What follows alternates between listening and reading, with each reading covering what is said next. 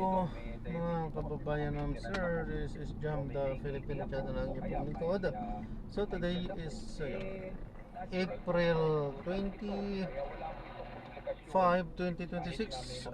Tayo ngayon ay papunta dyan yan sa Starbucks sa may Quezon Avenue, sa may Westport Avenue, Central Quezon City, West Triangle, Quezon City. At dadalhin po natin yan sa may Fine Line KTV Club sa may Ibardulaza, South Triangle, Diliman, Quezon City. Okay, so magbabalik po tayo mamaya konti po pag nakakuha na po natin sila. Disclaimer lamang po, ang content po natin ay kalsada at hindi ang passenger. Kaya nga naman, sakasakali mo po na may marinig kayo mga pangalan ng lugar, pangalan ng tao, pangalan ng organizations, government o private na yan, ay wala pong kinalaman ang channel na ito. At wala pong pinapatungkulan. Lahat po ng pinag-uusapan dito ay pawang dito lamang po yan sa loob. At wala pong pinapatungkulan sa labas. Babalik po tayo mamaya mante po pag napuna po natin sila. Kung halimbawa mahanap niyo yung pangalan po sa ABN, di sasagutin po kayo. Baka naman pag nag-text kayo, lahat kayo may diverticulitis na, ha? Para siguro at pag kinakabalan, sasabihin ako, diverticulitis na to. Nag-iiwas lang, naninigurado to. Huwag naman po ninyong isipin kagad na mabigat na karamdaman. Pero I'll be glad na ipaliwanag sa inyo at tulungan kayo. Ayun. So once again, Doc, maraming salamat po kay Dr. Edwin Diaz. Doc, magandang gabi and good night po sa inyo. At sana may natutunan kayo, ha? At makakong kaalaman. God bless you. Good night and God bless kay Dr. Edwin Diaz. Salamat din po sa mga tumutok sa atin Luzon, Visayas at Mindanao. Again, congratulations po sa DMI Philippines ang nag-atin sa atin ng MX3 para sa kanilang matagumpay na MX3 Run for Life dyan po sa Melvin Jones Grandstand dyan po sa Baguio City. Yan na po muna ang kabuuan ng ating naging talakayan. Nakasama niyo rin po Cheska San Diego Bobadilla. Mga kalunas hanggang bukas dito sa Lunas Extension.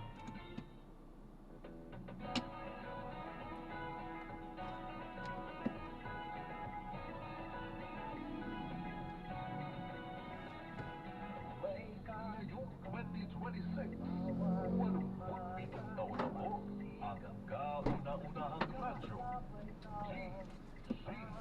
Hello, good evening po.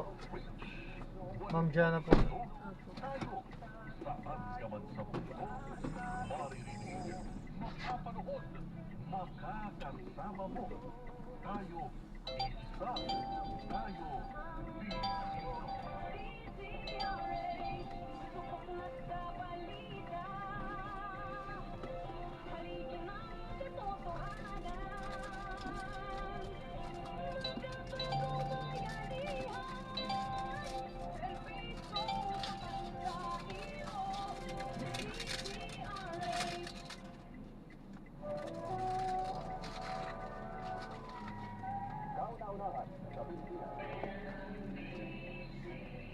Manila Broadcasting Company. DCRH, a proud member of MBC Media Group.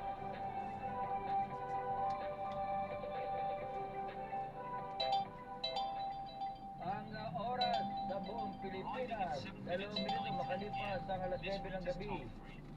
Sabado na naman, tuwing Sabado, dapat sa pool ang pinag-uusapan at diskusyonan. Dapat sumak ang pag-uusapan. Ito na ang programa Sa Pool Ka, sa kwentuhan pagtutuunan sa DCRH Sa Pool. Sabado, kasama ang nag-iisang man from Manila, RH29, Roy Gonzalez.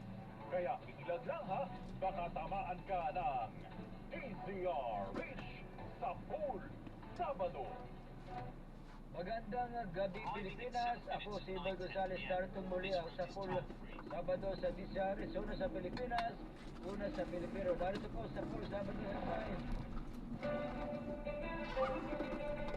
Rollback sa diesel, kerosene, asahan sa susunod na linggo. Gasolina, posibleng walang paggalaw. Singil sa kuryente ng Meralco, posibleng bumaba sa Mayo. Ombudsman umiling ng precautionary hold departure order versus Senador Escudero, Bernard Ngo.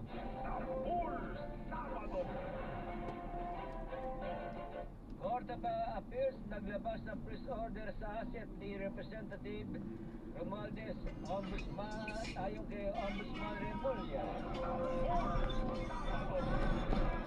Raid sa club na iniugnay sa asawa at anak niya sa Congressman Defensor, hindi pamumulitika ayon sa NBI. Tulong sa mga sunugan sa Commonwealth na market, tiniyak ng QC-LGU. Truck, nawala numero ng preno, dalawa patay, hindi baba sa 5 sugatan sa Marikina.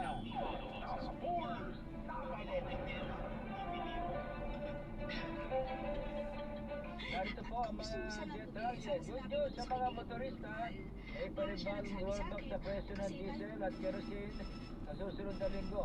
Ayon sa all industry sources, sa 10 piso hanggang 11 pesos ang posibleng rollback sa kada litro ng diesel at kerosene habang hindi patiyak kung magkakaroon din ng paggalawang sa presyo ng gasolina. Ito na ay sunod na linggo na bababa ang presyo ng petrolyo dahil sa ceasefire sa Iran. Tinatabayanan na ang anunsyo ng DOE para sa final na oil price at Ang galing naman ito.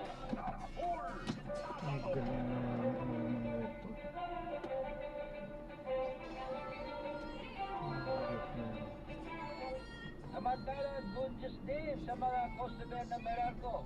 Posibleng bumaba ang bill sa kuryente sa susunod na buwan dahil sa ipatutupad na 14 billion refund na iniutos ng Energy Regulatory Commission. Sinabi ni Meralco Vice President and spokesperson na Joe Saldariaga sa Disaris na simula sa Mayo tataas ng 43 centavos per kilowatt hour ang matatanggap na refund ng residential customer mula sa kasalukuyang 20 cents. Sabi ni Saldariaga, inaasang makatutulong ito sa epekto ng mataas na consumption sa kuryente ngayong tag-init.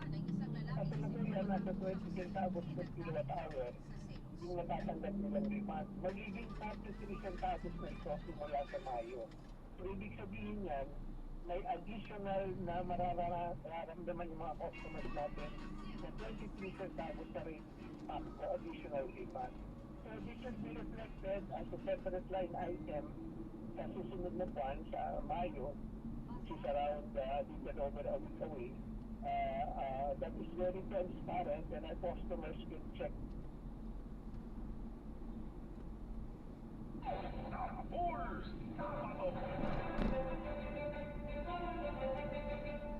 Samantala, humiling ang Office of the Ombudsman sa Sandigan Bayan ng Preventive Hold Departure Order o PHD o laban kina dating Senate President Chis Escudero at negosyanteng si Maynard Ngo. Iniimbestigahan ang dalawa sa umuni plunder graft at indirect bribery kaugnay ng product control scandal. Matatanda ang sinabi ni dating Public Works Undersecretary Roberto Bernardo na si Ngo ay close friend at campaign na contributor ni Escudero. Nag-deliver din umano si Bernardo ng 100 at 60 milyong pesos sa negosyante para sa dating leader ng Senado. Mayroon naman itinanggi ni Escudero at Ngo ang mga aligasyon at anumang pagkakasangkot sa umano'y kickback sa flood control project.